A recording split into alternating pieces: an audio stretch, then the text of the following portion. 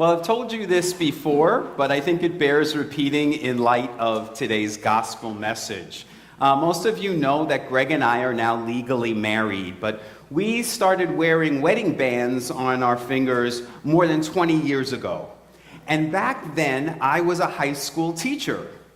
And every day I would pull my car into the faculty parking lot, and I would take off my wedding band, and I would put it in the ashtray of the car.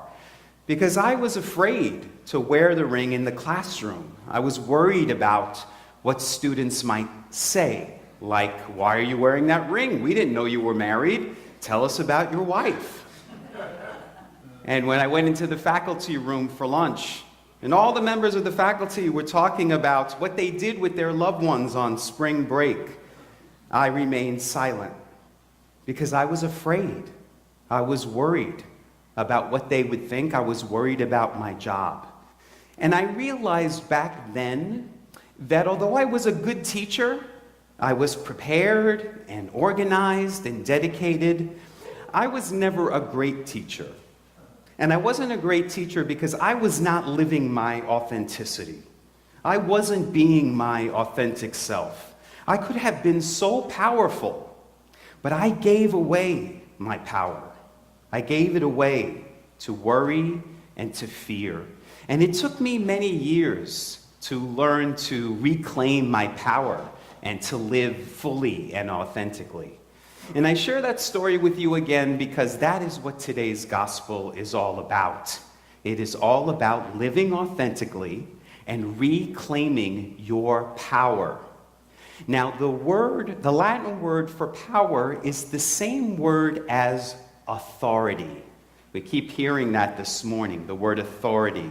Jesus is teaching in the temple, and everybody's amazed because they say, "Wow, this guy speaks with such authority." And they say he teaches differently from the scribes. Now, I've shared with you before, the scribes were the religious authorities of Jesus' day. They were the people with power in the temple. Now, the scribes were people who knew Scripture backwards and forwards. They were the most highly educated people.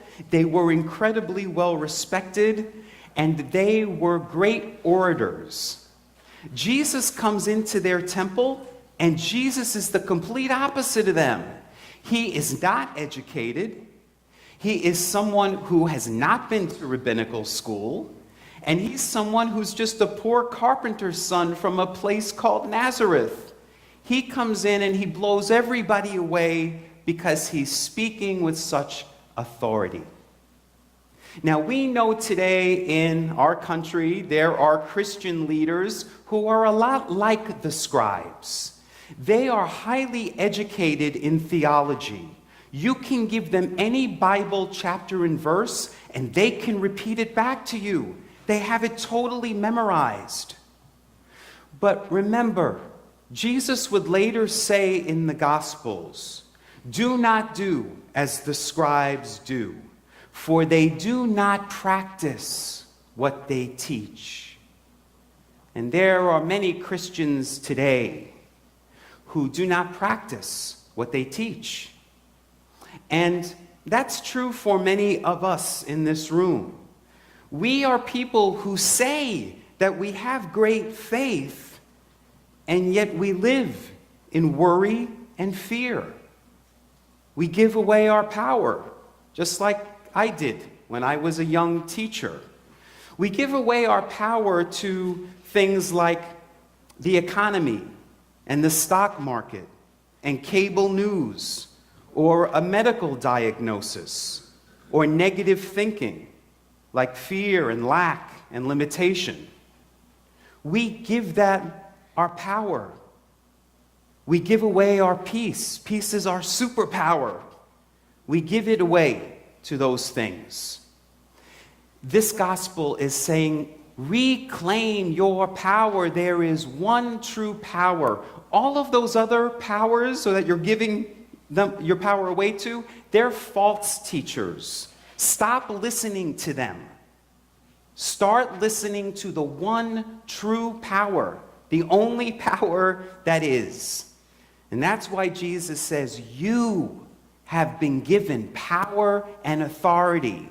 You have. Now, the word authority has the same root word as the word authentic. When you live your authenticity, you claim your power. It has the same root word as the word author. You are the author of your life. Most people don't believe that. And that's why I love our words of integration this morning, which tells us that we are in control of our thoughts and emotions. Most people don't think that. They think they're victims of circumstance. And so they say things like, oh, that guy gets me so mad. You just gave away your power and your peace to that guy. You say, if only my father had been more loving to me when I was growing up, maybe I'd be more successful today. You just gave away your power to your father, to the past. Or you say, who's going to hire me at my age in this job market? Just gave away your power. Eleanor Roosevelt said, no one can make you feel powerless without your consent. And Alice Walker, who wrote The Color Purple, said, the most common way we give up our power is by thinking we don't have any. And so Jesus came to tell us, you do have power. You have power and authority. And that power, that one true power, is within you.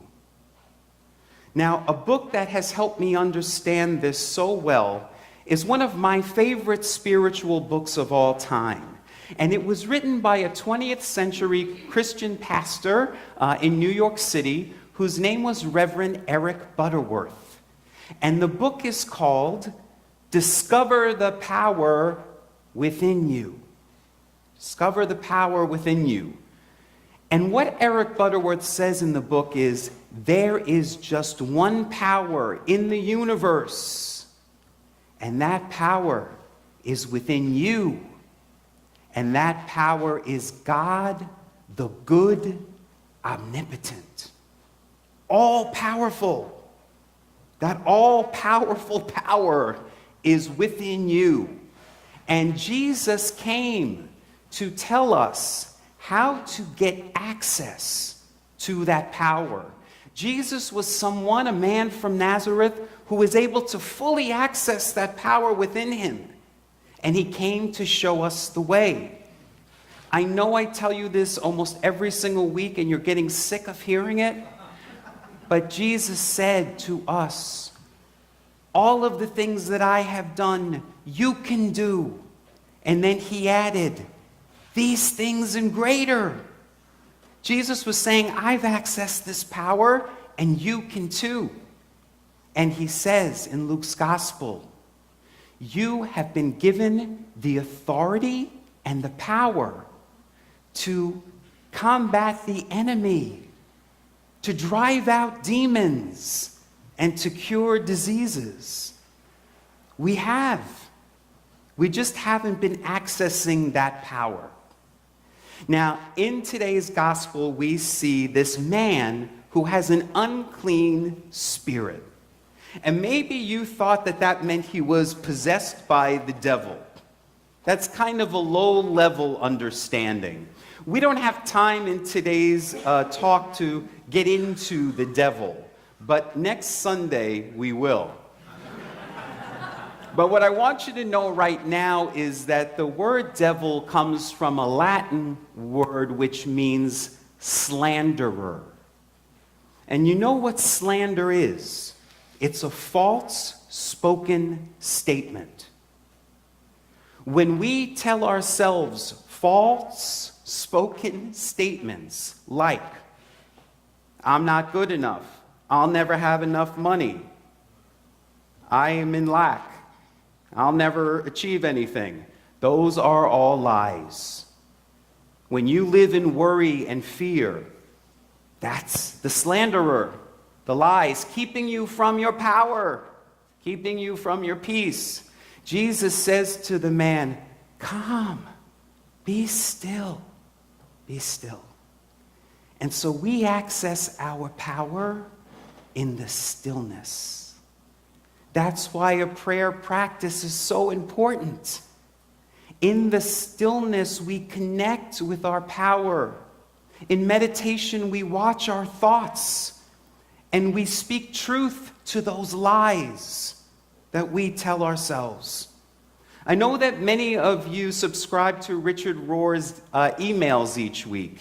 And this week he had something that speaks to this perfectly. He said, the authority with which Jesus taught was an inner authority. Find your inner authority through prayer and through connecting with the presence within you. And remember your inherent belovedness. Jesus taught with an inner authority, not an outer authority. The authority, the power is within you. So be still in prayer and contemplation and access your power. It is there. It is within you. I often refer to my meditation chair as my recharging station. You know when you have your phone and it's kind of getting depleted, you see the bars going down, it's running out of power, you plug it into the recharging station. That's what prayer is for me. When my batteries are depleted, I plug into that one true power. And oftentimes when I do, I remember what it says in 2 Corinthians 10. It says, today I make it my purpose to put my thinking under the authority of God.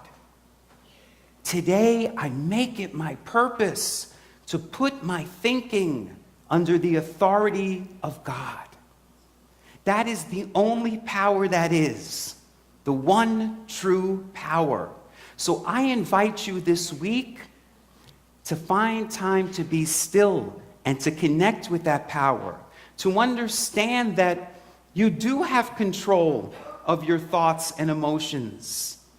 One of my spiritual teachers said to me, if you understood just how powerful you are, you would never think another negative thought again. You are powerful. So be still and know that, and connect with God, the good, omnipotent. Namaste.